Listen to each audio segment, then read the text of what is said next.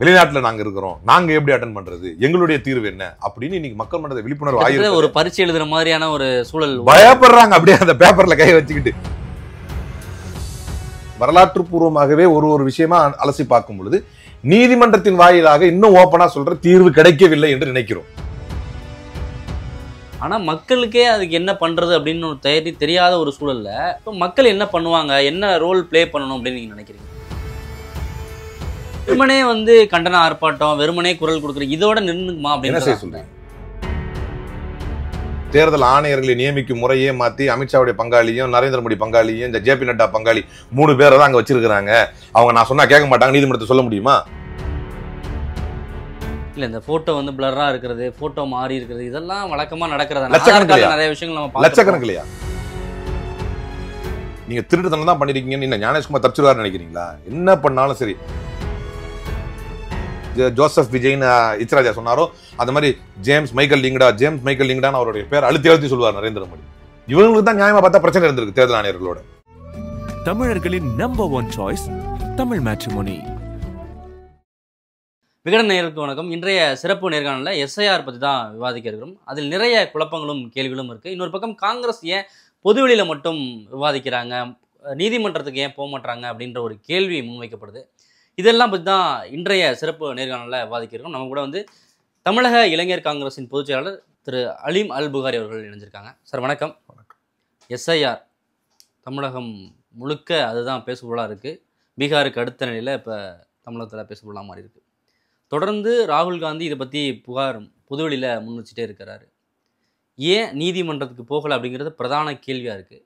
முதல்ல என்னென்ன குழப்பங்கள்லாம் நடக்குது, பீகாரில் எந்த அளவுக்கு அதை கண்ட்ரோல் பண்ணியிருக்கீங்க அப்படிங்கிறதுலேருந்து அதை ஆரம்பிக்கலாம்னு நினைக்கிறேன். இல்லை, ஒரு விஷயத்த உங்களுக்கு 2வது கொஸ்டின் ஒரு முதல் கொஸ்டின் எல்லாத்துக்கும் சேர்ந்த மாதிரியே ஒரு பதில் என்ன அப்படின்னா, இதை அவங்களை கண்ட்ரோல் பண்ண முடியலைங்கிறது தான் உண்மை நிலை. இது தேர்தல் ஆணையத்தின் மீது ஒரு கடந்த ஒரு விவாதத்தில் ஒருத்தர் சொன்னார், எத்தனையோ எஸ்ஐஆர் 2002 நடந்திருக்கு, 2004 நடந்திருக்கு, 2005 நடந்திருக்கு. இப்போ இதெல்லாம் இருக்கிறப்ப ஏன் புதுசாக இப்போ மட்டும் கிளப்புறாங்க? அப்போ நான் ஒரு பதில் சொன்னேன், அதுலேருந்தே ஆரம்பிக்கலான்னு நினைக்கிறேன். அந்த மாதிரி நடந்த எதிலையுமே என் தமிழ்நாட்டில் நடக்கும் பொழுது எஸ்ஐஆருக்கு முன்னால் எஸ்ஐஆருக்கு பின்னால் வாக்காளருடைய எண்ணிக்கை குறைஞ்சிது.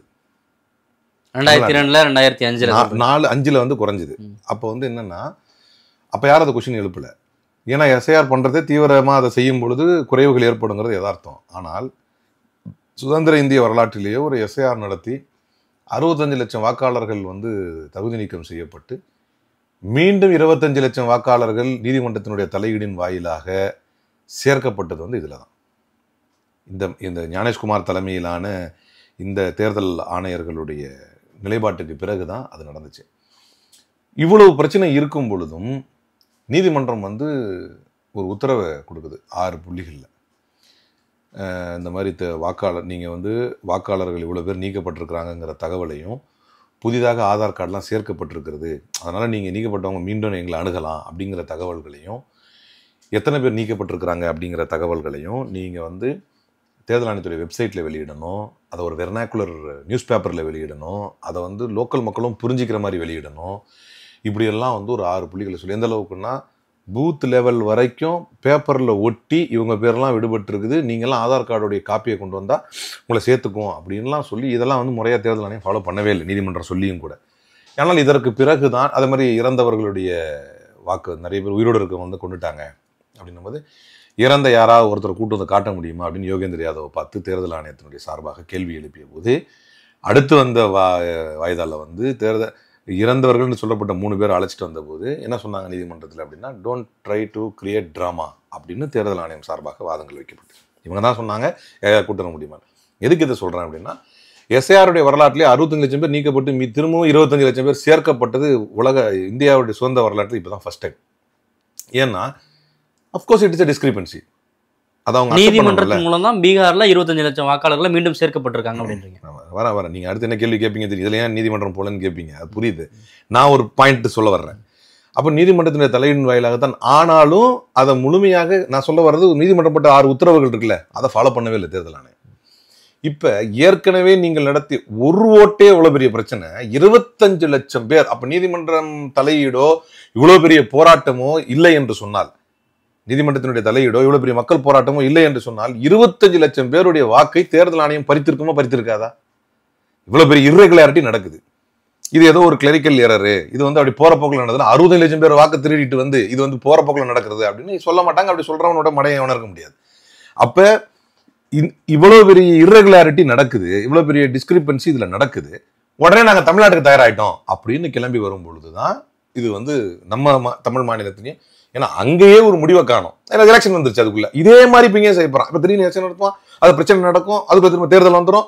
இந்த பரபரப்புலயே வந்து எத்தனை பேருடைய வாக்கு பறிக்கப்பட்டது, அல்லது எத்தனை பேர் புதிதாக சேர்க்கப்பட்டார்கள் அப்படிங்கிற தகவல் இல்லாம போயிடும். அப்படிங்கிறதுக்காகத்தான் இதன் மீது ஒரு தெளிவை கேட்கிறோம். இப்போ வந்து கர்நாடகா சொன்னீங்க, மகாராஷ்டிரா சொன்னீங்க, அப்போ ஹரியானாவில் உள்ள முறைகேடுகள் பற்றி ஒரு வெளியீடு பண்ணியிருக்கார் ராகுல் காந்தி அவர். இப்போ இவ்வளோ டேட்டாஸ் இருக்கும்போது ஏன் நீதிமன்றத்துக்கு போகலை அப்படின்ற ஒரு கேள்வி தான் பிரதானமாக வைக்கப்படுது. நீங்கள் சொல்கிற குற்றச்சாட்டெல்லாம் ஓகே தான், நீங்கள் சொல்கிறது உண்மைன்னா நீதிமன்றத்தை நாடலாமே, ஏன் போக மாட்டேறீங்க?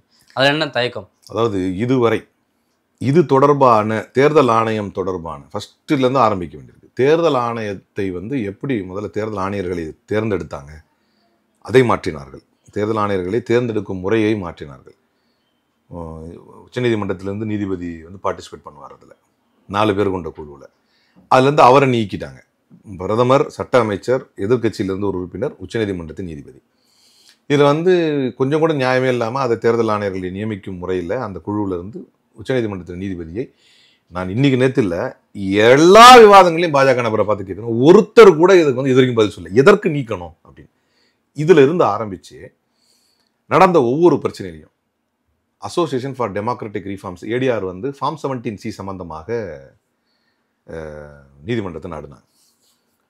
ஃபார்ம் 17Cயில் என்ன சொன்னாங்க அப்படின்னா, ஒவ்வொரு பூத் ஏஜென்ட் கையிலையும் நீங்கள் வந்து கொடுத்துருவீங்க, அந்த கண்டஸ்டன்ட்டு கொடுத்துருவீங்க, வேட்பாளர் பட்டியலையா எத்தனை பேர் பண்ணியிருக்கிறாங்க அப்படின்ற பட்டியல் நீங்கள் கொடுத்துருவீங்க, வாக்கு பதிவு பட்டியலை கொடுப்பீங்க, அதை வந்து டிஜிட்டலாகவும் வெளியிட்டுருங்க அப்படின்னா. இதெல்லாம் நீதிமன்றத்தில் நடந்த நிகழ்வுகள். அதை நான் ஸ்டெப் பை ஸ்டெப்பாக சொல்லணும், அது அந்த பொறுமையும் உங்களுக்கு இருக்கணும். அப்போ தான் நம்ம புரிதல், அந்த புரிதலுக்காக தான் நான் கேட்குறோம். அப்போ வந்து சொல்கிறாங்க, அதை சொல்கிறப்ப வந்து இல்லை டிஜிட்டலில் வெளியிட்டா அதை ஜெராக்ஸ் எடுத்து மாற்றிடுவாங்க அப்படின்னு வெட்கமே இல்லாமல் நீதிமன்றத்தை இதை சொன்னாங்க.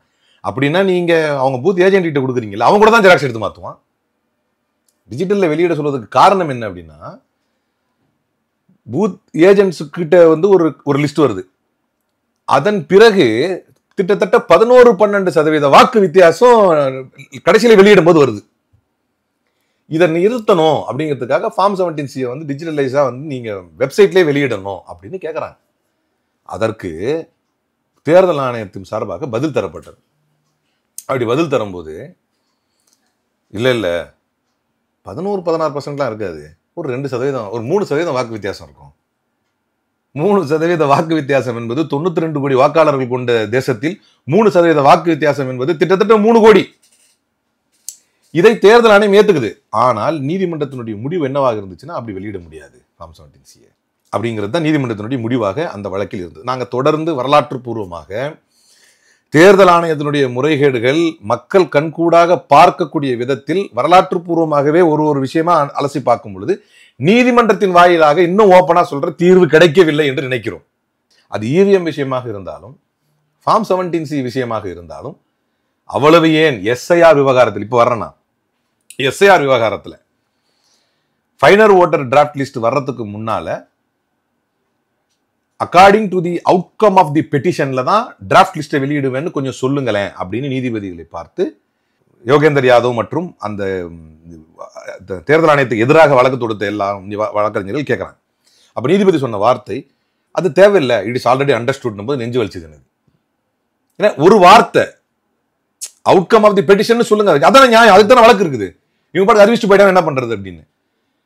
அடுத்தடுத்து நடந்த எந்த நிகழ்வுமே அதுக்கு சாதகமா நம்மளுக்கு படலை. சரியா வரும் அப்படின்னு தேர்தல் ஆணையரை நியமிக்கிறதுல இருந்து உச்ச நீதிமன்ற நீதிபதி எடுத்துட்டாங்க. ஆனாலும் உச்ச நீதிமன்றத்துல இப்படியான நீதி வந்து இந்த வழக்குல கிடைக்கல அப்படின்றீங்க. அதாவது ஓப்பனா தெரியுது. நான் கேட்கறேன் உங்களுக்கு, ஃபார்ம் 17C வந்து வித்தியாசம் இருக்குன்னு அவங்களே அக்செப்ட் பண்றாங்களே, அப்ப நீங்க நியாயமா வெளியிடலாம் சொல்லிருக்கணும், ஏன் வெளியிட சொல்லல? அப்ப அது நமக்கு அது கொஸ்டின் வருது இல்ல. I'm not scandalizing the court, it is contempt of court, I'm not doing that. எனக்கு ஓப்பனா தெரியுது அது தப்பு. அவனே ஒத்துக்கிறான் வந்து, அவனே ஆமா அவ்வளவு இருக்காது வித்தியாசம், 3% வித்தியாசம் இருக்குங்கிறான். அப்ப நீங்க அதை டிரான்ஸ்பரன்சியை மெயின்டைன் பண்ணி உத்தரவிட்டு இருக்கணும். அப்ப நான் இது சம்பந்தமாக நீதிமன்றம் செல்லும் பொழுது எல்லாம் லாஸ்ட் பட் நாட் லீஸ்ட் இப்ப என்ன சொல்றாங்க, நான் ஃபைனலுக்கு வர்றேன். 2025 ஒரு வழக்கு வந்து இப்ப தலைவர் ராகுல் காந்தி இதை பத்தி வெளியிட்டதற்கு பின்னால நீதிமன்றத்துக்கு போறார். அக்டோபர் 13, 2025 வந்து ஒரு பப்ளிக் இன்ட்ரெஸ்ட் லிட்டிகேஷன், ஒன்றும் இல்லை, ஒரு special investigation team led by retired judge. எதுக்குன்னா இந்த எலக்ட்ரல் ரோல் மேனிபுலேஷன்லாம் நடந்திருக்கு இல்லையா, அதுக்கான ஆதாரங்கள்லாம் இருக்குது அப்படின்னு சொல்லும் பொழுது ஜஸ்டிஸ் சூரியகாந்தும் ஜாய்மாலியா பாக்சி 2 பேர் கொண்ட நீதிபதி கொண்ட அமர்வு என்ன சொல்றாங்கன்னா, எலெக்ஷன் கமிஷனை போய் அணுகுங்க அப்படிங்கிறாங்க. குற்றமே எலெக்ஷன் கமிஷனுக்கு மேல, நீங்க எலெக்ஷன் கமிஷனை போய் அணுகுன்னா நான் என்ன பண்றது? ஸோ இப்படியான சிக்கல்லாம் இருக்கும்போது இதை பொதுவெளியில் வைக்கிறதன் மூலமா என்ன தீர்வு கிடைக்கும் அப்படின்னு நீங்க நினைக்கிறீங்க? இந்த தேசத்தில் ஜனநாயக நாட்டில் உங்களுக்கு நல்லா தெரியும், நீதிமன்றம் மட்டும்தான் தீர்வா?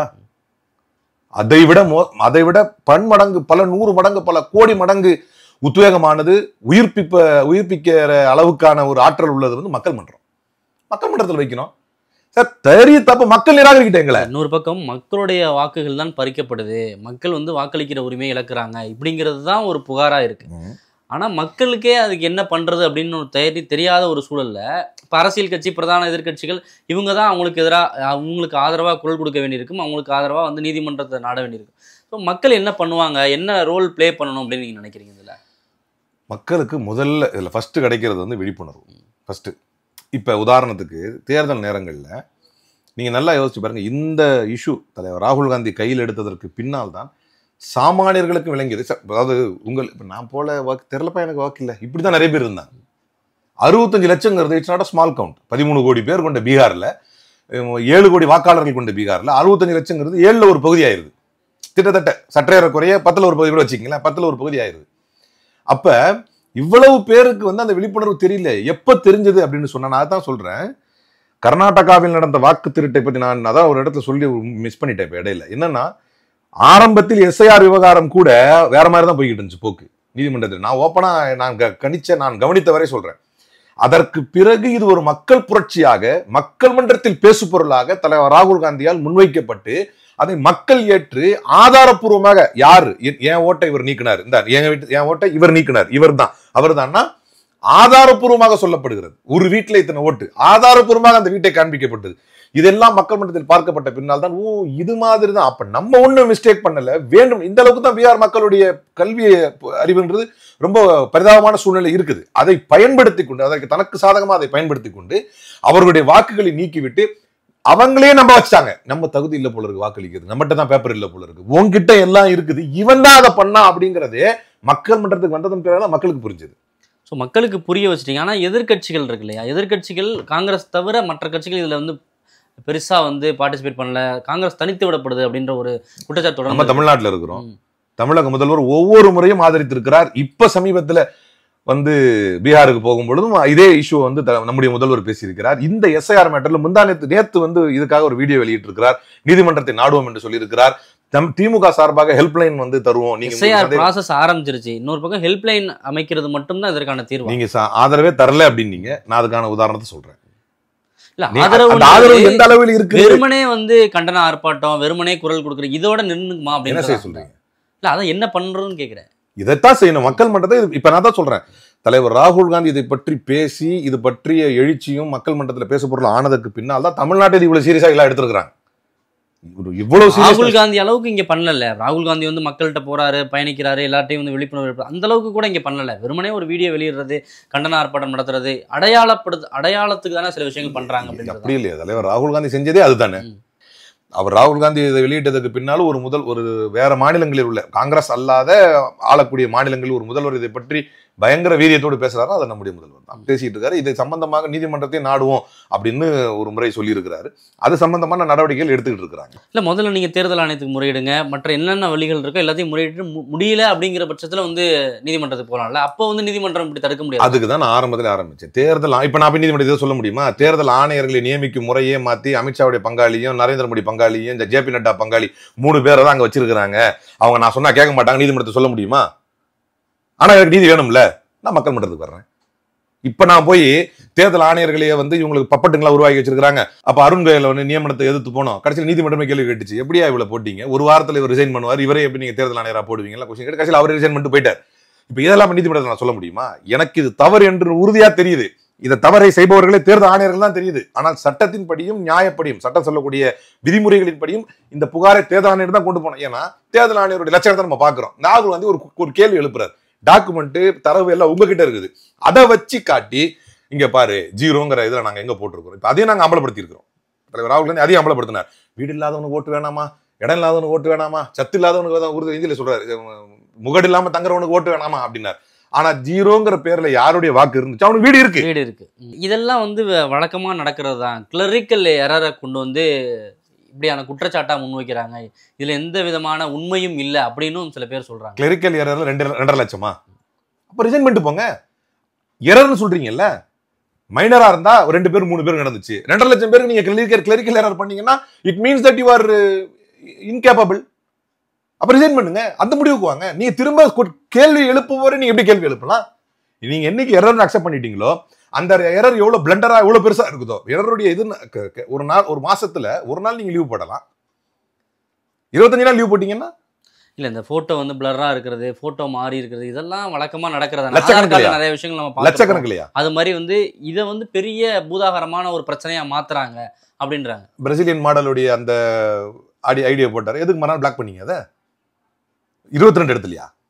ஒரு இடம் மாறலாம், ஒரு பேர் மாறலாம். போட்டோவே தனோஸுடைய போட்டோ எப்படி வந்து தேர்தல் ஆணையத்துல? இது ஏன் நீதிமன்றத்துக்கு இது சம்பந்தமா போகல அப்படின்னு கேள்வி எழுப்பப்படும் போது இது சம்பந்தமான சட்டங்களை வந்து மாற்றிருக்காங்க பாஜக அரசு. தலைமை தேர்தல் ஆணையர் மேல எந்த விதமான வழக்குகளும் போட முடியாது அப்படின்ற ஒரு வாதமும் முன்வைக்கப்படுது. அதுல கொஞ்சம் கிளாரிட்டி தேவைப்படுது. அதற்கும் இதற்கும் என்ன தொடர்பு இருக்கு?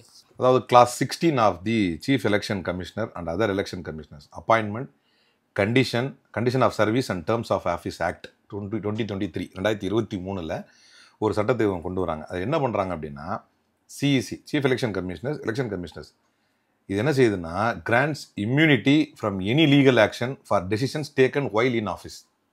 அவர்கள் இதுதான் வந்து தலைவர் ராகுல் காந்தி சொன்னார் பாருங்க, நீங்கள் ஆட்சி மாறும் உங்கள் மேலே வந்து ஸ்ட்ரிக்டான ஆக்ஷன் எடுப்பேன். அது எடுக்க முடியாது. ஏன் அப்படின்னா, அவங்க ஆஃபீஸில் இருக்கும்போது எடுக்கப்பட்ட ஒரு முடிவிற்காக அவங்க ரிட்டையர்ட் ஆகிட்ட பிறகு அவங்க மேலே எடுக்க முடியாதுங்கிறத இந்த ஆட்டம் போடுறாரு. இப்படி ஒரு சட்டம் ஏன், எதுக்காக 2023 இப்படி சட்டம் கொண்டு வந்தீங்க? இதை நான் கடந்த விவாதங்களில் பல முறை பிஜேபி காரங்களை கேட்டிருக்கேன். அதான் எந்த கேள்வி, எதுக்காக தேர்தல் ஆணையர்கள் நியமிக்கும் முறையை மாற்றினீங்கன்ற கேள்விக்கும் இந்த மாதிரி ஒரு இம்யூனிட்டி எதுக்கு தரணும், எதுக்காக தரணும்? அதாவது அவங்க பதவியில் இருந்த காலகட்டங்களில் எடுக்கப்பட்ட முடிவு சம்பந்தமாக அவங்க பதவியிலிருந்து விலகிய பிறகு நடவடிக்கை எடுக்க முடியாது. இதுதான் அந்த சட்ட திருத்தம் சொல்லுது. இதற்கும் இப்போ இந்த எஸ்ஐஆர் மோசடி இது மாதிரியான விஷயங்களுக்கும் ஆட்சி மாறும், அடுத்து ஒரு கமிஷன் அமைக்கப்படும், தெள்ள தெளிவா எடுக்கப்படும். நீங்க திருட்டுத்தனம் தான் பண்ணிருக்கீங்கன்னு என்ன ஞானேஷ்குமார் தப்பிச்சிருவாரு நினைக்கிறீங்களா? என்ன பண்ணாலும் சரி, வரலாற்றில் 2023 சட்ட திருத்தத்தின்படி ஞானேஷ்குமார் தப்பிக்கலாம். இந்திய சுதந்திர வரலாற்றில் இழிவு வார்த்தைகளால் எழுதப்படுவார் ஞானேஷ்குமார் அவர் செய்த இந்த காரியத்திற்காக. ஏன்னா சட்டத்திலே ஒரு இம்யூனிட்டி இவங்க வாங்கிக்கிறாங்க. ஆனால் நாளைக்கு ஆட்சி மாற்றம் ஏற்பட்டதற்கு பின்னால் அது நடக்க தான் போகுது. One day or another, every beginning has an every end has a beginning. ஒவ்வொரு முடிவுக்கும் ஒரு ஆரம்பம் உண்டு, ஒரு ஆரம்பத்துக்கும் ஒரு முடிவு உண்டு. இவர்களுடைய அழிச்சாட்டியத்துக்கும் ஒரு முடிவு உண்டு. அந்த முடிவிற்கு பின்னால் விசாரணை கமிஷன் அமைக்கப்படும். இப்போ இவங்க கேட்டாங்க சுப்ரீம் கோர்ட்ல போய் ஒரு எஸ்ஐடி ஃபார்ம் பண்ணணும். இது கவர்மெண்டே ஃபார்ம் பண்ணிருச்சுன்னா இப்படி ஒரு முறைகேடு. பீகார் தேர்தலில் வந்து எஸ்ஐஆர் நடந்து 65 லட்சம் பேர் நீக்கினது எதனால?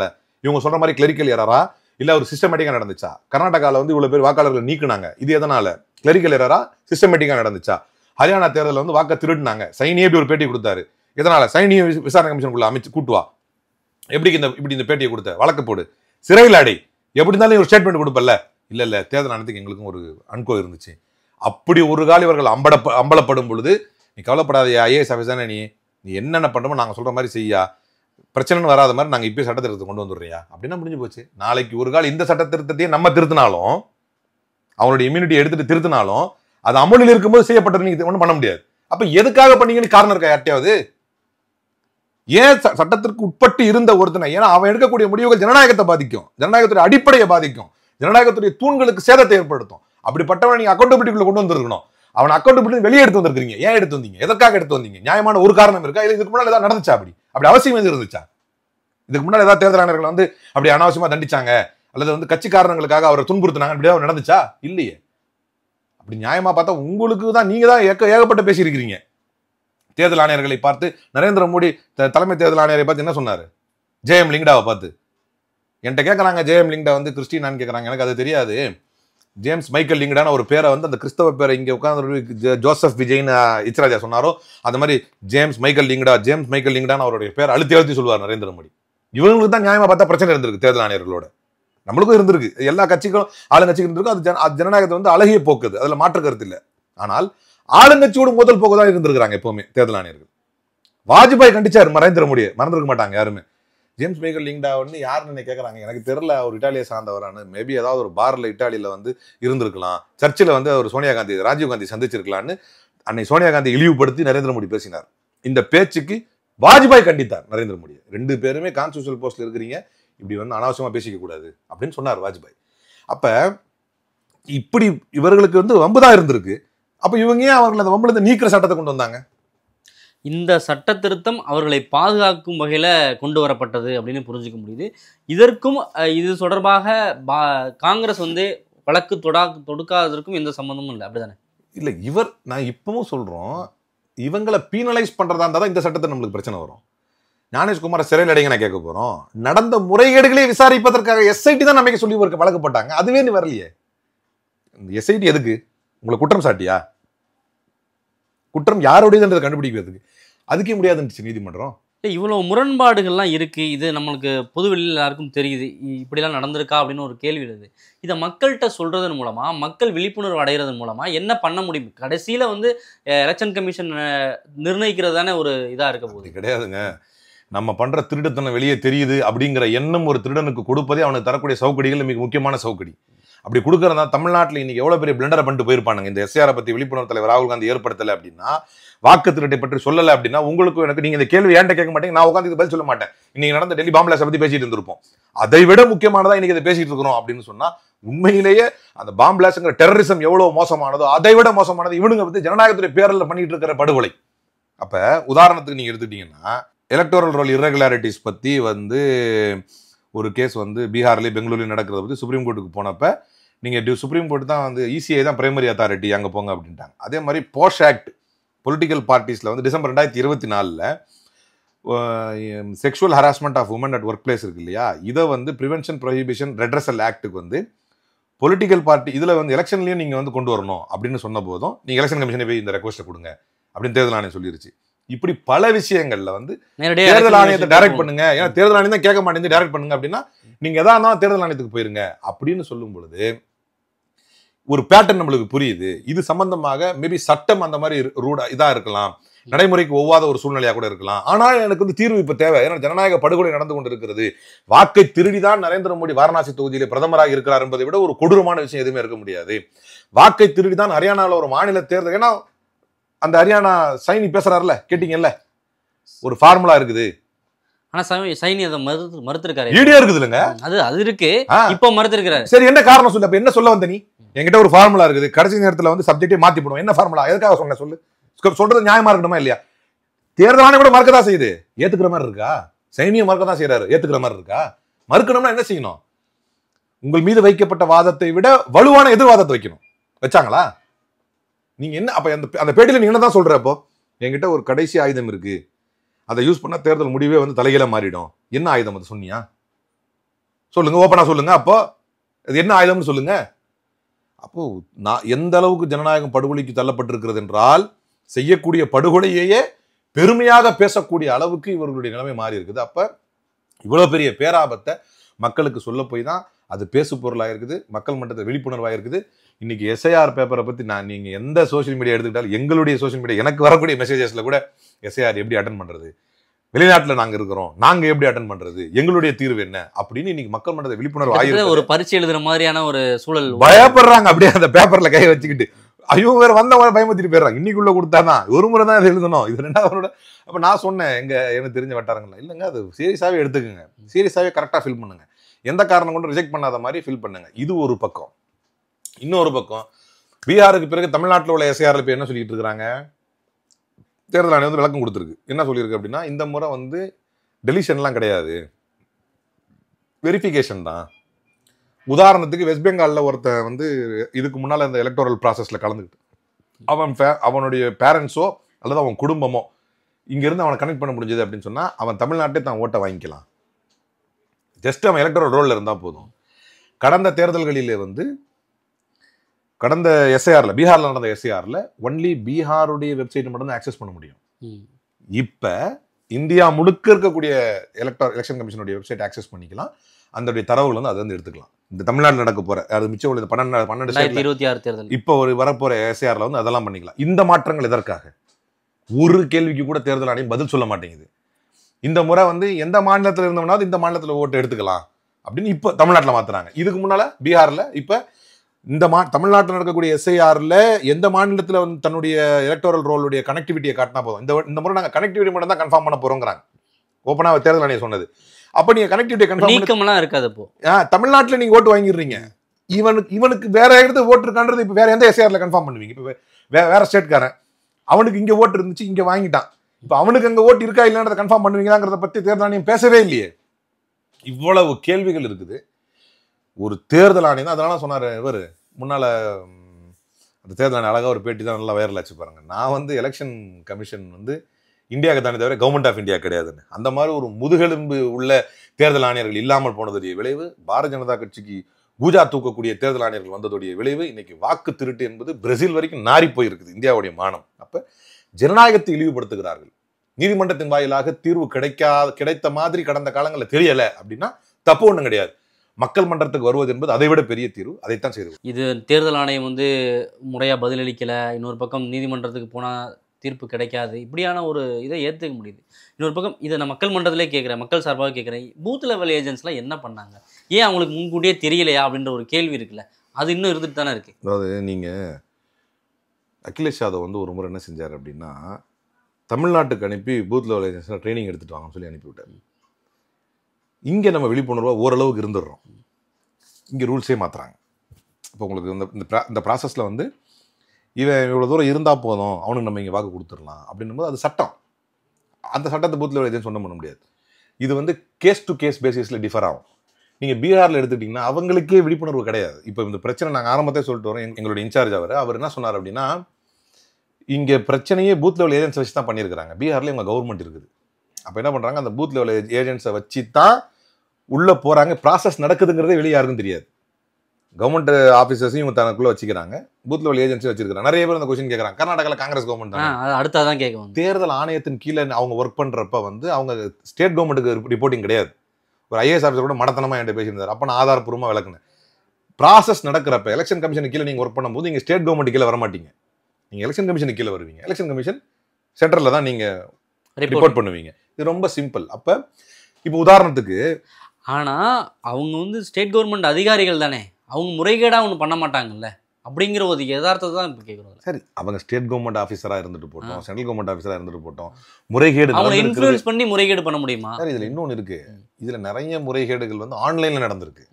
வெறும் அவங்க மட்டும் பண்ணாங்கன்னு நம்ம சொல்ல வரலையே. எங்களுடைய வாக்காளர்களை நீக்கிற விஷயங்கள் வந்து கர்நாடகாவுக்கு உள்ள வந்து வாக்காளர்கள் நீக்கிறாங்க. ஆனால் யூஸ் பண்ணப்பட்ட மொபைல் நம்பரு கர்நாடகாவுக்கு வெளியே உள்ள மொபைல் நம்பரு. அதான் தலைவர் ராகுல் வந்து சொன்னார், யாரும் தெரியல, காலைல 5 மணிக்கு எந்திரிக்கிறான் மனுஷன், 4 வாக்கு நீக்கிட்டு தூங்க போயிடுறான் அப்படின்னு பத்திரிகைலாம் சிரிச்சாங்க. அதுக்கு ஓடிபி வந்தது கூட இவங்க மொபைல் ஃபோன் கர்நாடகாவுக்குள்ள வரல, வெளியே வந்துச்சு. சரி, ஒரே பேட்டர்ன்லாம் கிடையாது. நீங்க வெறும் பூத் லெவல் ஏஜென்ட்ஸை வந்து மட்டுமே நம்ம குறை சொல்றதுக்கு பேட்டர்ன் ஒரே பேட்டர்ன் கிடையாது. ஒவ்வொரு மாநிலத்தில் ஒரு பேட்டர்ன். அப்போ உதாரணத்துக்கு பீகார்ல டெலிஷன் பண்ணாங்க, இப்போ தமிழ்நாட்டில் அடிஷன் பண்ண போறாங்க. பேட்டர்ன் ஒரே பேட்டர்ன் கிடையாது. சட்டப்பூர்வமாக அடிஷன் பண்ண போறாங்க. இப்போ உனக்கு ஒன்றும் இல்லப்பா, பேப்பர்ஸ் கொண்டு வா, நீ வேற எங்கேயா ஸ்டேட்ல போட்டுருந்தா உனக்கு சேர்த்துருவோம். ஓப்பனா சொல்லிடுச்சு தேர்தல் ஆணையம். தேர்தல் ஆணையத்துடைய அறிவிப்புல தான் நம்ம எடுத்து சொல்லிட்டு இருக்கிறோம். தேர்தல் ஆணையத்துடைய அறிவிப்புல உள்ளது இது. இப்போ பீகாரை சேர்ந்தவங்க இங்க ஓட்டு போடலாம் தாராளமா. அதான மேட்டர், அதுதான் சொல்லிட்டு இருக்கோம். இது என்ன விதமான தாக்கத்தை ஏற்படுத்தும்னு நினைக்கிறீங்க? இங்க இதுவரை வாக்கு திருட்டின் மூலமாக பிஜேபி என்னெல்லாம் செஞ்சதோ அந்த மாதிரி தாக்கத்தை தான் ஏற்படுத்தும். இன்க்ளூஷன் பொறுத்தளவுல இன்னொரு எனக்கு ஒரு சந்தேகம் உள்ளது. இப்போ நான் இங்கே ஒரு தொழிலாளியே, பீகார் தொழிலாளியே பார்க்குறேன். அவர் வந்து பீகார் மாநிலத்தில் போய் வாக்கு செலுத்தியிருக்காரு. அவர் இங்கே மறுபடியும் வாக்கு செலுத்துற வகையில் அவருடைய பேர் இங்கே இணைக்கப்படுறதுக்கான வாய்ப்புகள் இருக்கா? அது வாய்ப்பு இன்னும் நிறைய இருக்குது. அதுதான் சொல்ல வர்றேன்னா, இப்போ இவங்க என்ன சொல்றாங்கன்னா, கடந்த எஸ்ஐஆரிலோ அல்லது வேற ஏதாவது எலக்டர் ரோல்லையோ இவருடைய பேரண்ட்ஸ் அல்லது இவருடைய ஃபேமிலி இதை கனெக்ட் பண்ணா போதும், அந்த கனெக்டிவிட்டி இருந்தால் போதும், இவருக்கு இங்கே வாக்குரிமை கொடுத்துருவோம் அப்படின்னு. இவர் அங்குள்ள தன்னுடைய வாக்குரிமையை வந்து விட்டுட்டாரா, இல்லை இவர் எந்த காரணத்துக்காக இங்கே வந்தாரு, கடந்த நேரங்களில் இவர் எதுக்காக அங்கே வாக்குரிமை வந்து இவருக்கு அங்கே இருந்துச்சு, இதெல்லாம் இங்கே தெளிவுபடுத்தணும்ல.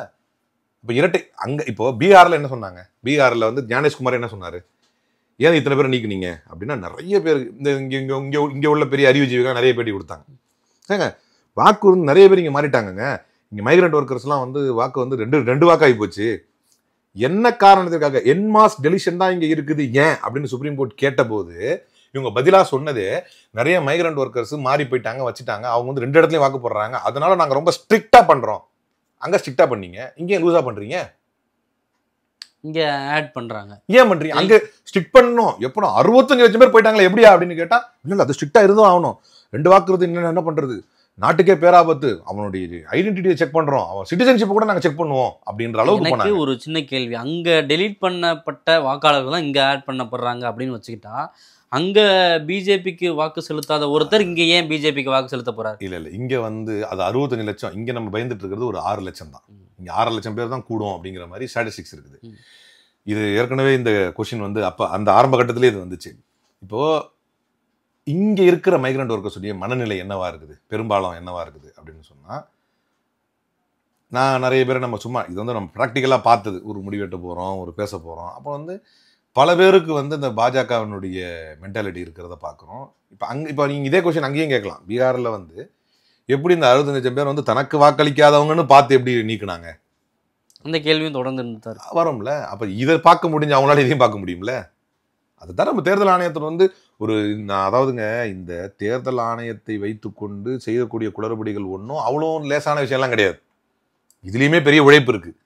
ஆனால் ஒரு மிஷினரியை குழப்புறாங்க, அதை குழப்பத்தினுடைய விளைவை வந்து தனக்கு சாதகமாக பயன்படுத்திக்கணும்னு நினைக்கிறாங்கிறது தான் நம்முடைய தொடர்வாதமாக இருக்குது. அப்போ அங்கே எப்படி பண்ணுறாங்க அப்படின்னா, உங்களுடைய சொத்து டாக்குமெண்ட் எடுத்துகிட்டு வா, இந்த 24 டாக்குமெண்ட்டில் 11 டாக்குமெண்ட் தான் அக்செப்ட் பண்ணுவோம், அதில் உன்னுடைய சொத்து எடுத்துகிட்டு வா, உன்னுடைய படிப்பு எடுத்துகிட்டு வா. இதெல்லாம் இல்லாதவன் யாருன்னா தலித் இஸ்லாமியர்களும்.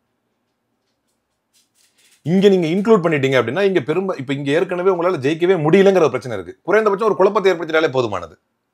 அப்போ அங்கே உள்ள வாக்காளர் நீங்கள் இருக்கிறாங்களா, அவங்களை அதிகப்படுத்தி விடு, அப்போ அந்த வாக்கு எண்ணிக்கையில் ஏதாவது ஒரு மாற்றம் வரட்டும் அப்படின்னு தான் அவங்க எதிர்பார்க்குறாங்க. அப்படிங்கிற போது நம்ம சொல்கிறது என்னென்னா, ஒரு தெளிவின்மையை ஏற்படுத்த பார்க்கிறார்கள், அதன் மூலமாக வாக்கு பெற பார்க்குறாங்க. அங்கேயுமே நீக்கப்பட்ட 65 லட்சம் பேருமே பிஜேபி ஓட்டு போடாதவங்களான அப்படி இருக்க வாய்ப்பு இல்லை. இங்கேயுமே சேர்க்கப்படக்கூடிய எல்லாருமே பிஜேபிக்கு ஆதரவானவர்களான அதுக்கும் வாய்ப்பு இல்லை. கொஸ்டின் என்னன்னா, ஏன் அவ்வளோ பேரை நீக்கிறீங்க, ஏன் இவ்வளோ பேரை சேர்க்குறீங்க? இதுக்கு ஒரு தெளிவான பதில சொல்ல வேண்டிய கடமை தான் அவங்களது. நாம சொல்வது எல்லாமே இதனுடைய அபாயத்தை பயந்து நம்ம சொல்லக்கூடிய ஒவ்வொரு குற்றச்சாட்டுகள் இவை எல்லாமே. இப்ப இது எதுக்கு நீக்கிறீங்கன்ற ஒரு நியாயமான காரணம் இல்லையே உங்ககிட்ட. 65 லட்சம் பேரை நீக்குவீங்க, 6 லட்சம் பேரை இங்க சேர்ப்பீங்க, ஏதாவது ஒரு நியாயமான காரணத்தை சொல்லுங்க. நீக்கிறதுக்கு உங்ககிட்ட நியாயமான காரணம் இருக்குன்னா இங்க நீக்க தானே செய்யணும். அப்படி பார்த்தா நியாயமா சேர்க்கறீங்க அப்படின்றதுக்கு இங்க உள்ள வாக்காளர்கள், தமிழ் வாக்காளர்கள் இப்போ வந்து வில்லேஜ்ல ஒருத்தருக்கு இருக்கு, அவர் சிட்டில வாழ்றாரு, இங்கே வாக்கு இருக்குன்னா இவங்களை நீக்க மாட்டாங்களா? இவங்களை எப்படி நீக்க முடியாது. அதான் சொன்னேன், இவங்க தான் வேற ஸ்டேட்ல உங்களுக்கு கனெக்டிவிட்டி இருந்தாலே நாங்க உங்களுக்கு கொடுப்போங்கிறாங்க. ஒரே ஸ்டேட்ல இருக்கவங்க எப்படி நீக்குவாங்க? அதாவது அந்த அபாயமும் இருக்கு. இப்ப பீகார்ல வந்து உள்ள இருக்கிறவங்க நீக்கி விட்டு போயிட்டாங்கல்ல. தேர்தல் ஆணையம் எதை செய்யல எதை செஞ்சதுன்னு யாருக்கு தெரியும்? என்ன குண்டை வச்சிருக்கானே புரிய மாட்டேங்குது. அரசியல் கட்சிகளுக்கே தெரியல அப்படின்னா மக்களுக்கு மீண்டும் இது குழப்பமாக தானே மாறுது. இது எப்படி விழிப்புணர்வாக மாறும்? இப்போ யாருக்கு என்னுடைய வாக்கு கிடைக்குமா கிடைக்காதா இப்படியான ஒரு குழப்பமான ஒரு சூழல் தான் நீடிக்கிறது. இது குழப்பம்னு எடுத்துக்கூடாது, விழிப்புணர்வுன்னு எடுக்கணும். என்னன்னா, ஒரு மனிதனுடைய தலைவர் ராகுல் காந்தி இந்த பீகாரில் நான் முதலமைச்சரோட போயிருந்தேன். அப்போ வந்து தலைவர் ராகுல் காந்தி ஸ்பீச் பண்ணார். அப்போ என்ன சொன்னார்னா, நான் எப்பொழுதுமே வந்து அரசமைப்பை பாதுகாக்கணும்னு நான் பேசிக்கிட்டு இருக்கிறேன். இந்த வாக்கு திருட்டுமே அதுக்குள்ளே உள்ளது தான். எப்படி அப்படின்னா, ஒரு ஆளுக்கு ஒரு ஓட்டு என்பது 2 வகையில் அரசமைப்பு சட்டத்தினுடைய உரிமை. ஒன்று, அந்த ஒரு நபருக்கு கிடைக்க வேண்டிய ஒரு உரிமையை பறிப்பதும் அரசமைப்பு சட்டத்துக்கு எதிரானது. ஒரு நபருக்கு பல ஓட்டு போடக்கூடிய திருட்டுத்தனத்தை செய்வதும் வந்து அரசமைப்பு சட்டத்துக்கு எதிரானது அப்படின்னு. அந்த மாதிரி ஒன்று நடந்துடக்கூடாது. உங்கள் வாக்கு என்பது உங்களுடைய அரசமைப்பு சட்டத்துக்கு உட்பட்ட ஆயுதம். அரசமைப்பு சட்டம் உங்களுக்கு தந்திருக்கக்கூடிய பரிசு அது. அதை மிஸ் பண்ணிடக்கூடாதுங்கிற பெரும்பகுதியான விழிப்புணர்வு தலைவர் ராகுல் காந்தி கிளப்பிய இந்த பிரச்சனை மூலமாக தான் மக்களுக்கு தெரிஞ்சிருக்கு. அப்படின்னும் போது இது குழப்பம் அல்ல. இன்னைக்கு எங்க வீட்டு ஆளுங்க இதை பத்தி பெருசா கருதாத ஆளுங்க எல்லாமே இன்னைக்கு வந்து பேப்பர் நேத்து நைட்டு கொண்டு உங்க ஃபோன் நம்பர் கொடுத்துட்டு போயிருப்பா, உங்க கையெழுத்து கொடுத்துட்டு போயிருப்பா, உங்க போட்டோ, ஏன்னா எனக்கு வாக்கு இருக்கிற இடத்துல வந்து அதை கரெக்டாக நம்ம வந்து இது பண்ணிடணும், அந்த ஃபார்ம் கொடுத்துருப்பா, அது உங்க ஃபோன் நம்பர் கரெக்டாக இது பண்ணிட்டுப்பா, வர்றப்ப நாங்கள் சொல்லிடுறோம் வந்து கையெழுத்து போட்டுருப்பா. இதெல்லாம் இவ்வளோ பெரிய விழிப்புணர்வு ஏற்பட்டிருக்குது இதனால தான். ஓகே சார், நிறைய தகவலை பகிர்ந்துட்டீங்க. எஸ்ஐஆர் தொடர்ந்து நடக்க போகுது, நடந்துட்டு ஆரம்பிச்சிருச்சு. என்ன நடக்குது தமிழகத்தில், பீகார் தேர்தல் என்ன முடிவுகள் வருது அப்படிங்கிறத பார்க்கலாம். நன்றி சார். நன்றி. தமிழர்களின் நம்பர் 1 சாய்ஸ் தமிழ் மேட்ரிமோனி.